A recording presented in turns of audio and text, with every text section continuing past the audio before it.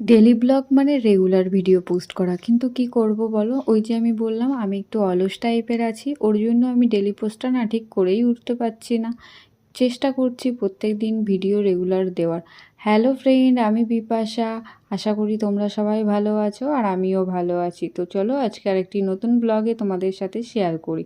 তো আজকে ভাবলাম আমি আজকে আমার দুপুরের ব্লগটা শেয়ার করি। আগের দিন আমি তোমাদের সাথে সকালবেলা থেকে দুপুর পর্যন্ত কি করলাম সেটাই শেয়ার করলাম। তো আজকে ভাবলাম যে একটু দুপুরের পর থেকে যেই ব্লগগুলো আছে, মানে আমি সারাদিন কি করছি সেটাই তোমাদের সাথে আজকে শেয়ার করি।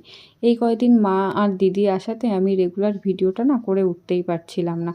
তো আজকে চলে গেল ওরা, তার জন্য ভাবলাম যে আজকে ভিডিওটা এডিট করি। অনেক দিন হয়ে গেছে, অনেক ভিডিও জমে গেছে, কিন্তু সেগুলো আমার এডিট করাই হয়ে উঠছে না। ভিডিও দেওয়া তো দূরের কথা, আমি সারাদিন একটা ঠিকঠাকভাবে পোস্ট করারও সময় পাচ্ছি না। বাড়িতে কিন্তু তেমন কোনো কাজ নেই, তবুও আমি যেন সারাদিনই ভিডিও পোস্ট করতে পারছি না।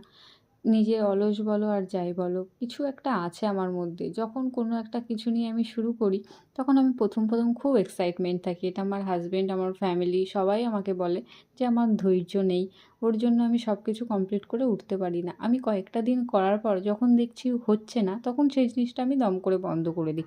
কিন্তু আমি কিন্তু সবসময় চেষ্টা করি যাতে আমি ওই জিনিসটা কন্টিনিউ করার। কিন্তু আমার মধ্যে এরকম একটু অন্যরকম টাইপের ব্যাপার আছে যে আমি এরকম করি না। কেন, কী কারণে করি না সত্যি আমি বলতে পারবো না, কিন্তু আমার মধ্যে এই জিনিসটা আছে। তো চলো আজকে শুরু করি। তো আজকে দুপুরের পর আমি তোমাদের সাথে বিকালটা যেভাবে কাটাই সেটাই শেয়ার করব।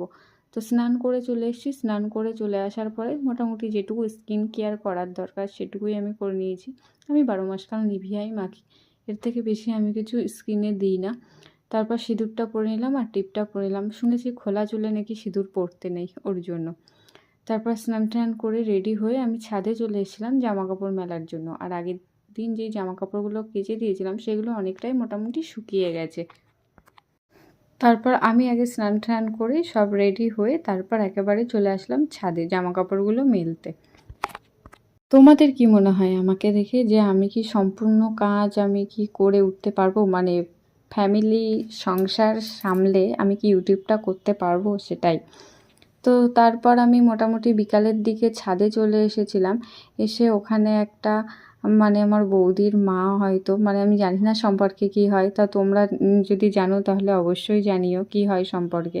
আমাকে আজকে বলছিল যে আমি আজকে শাড়ি পরেছি, তাই উনি আমাকে হয়তো আজকে ফার্স্ট টাইম দেখলো যে আমি শাড়ি পরে আছি। তো নিজের তারিফ করলে বেশ ভালোই লাগে, ওর জন্য আমারও হাসি পাচ্ছিল।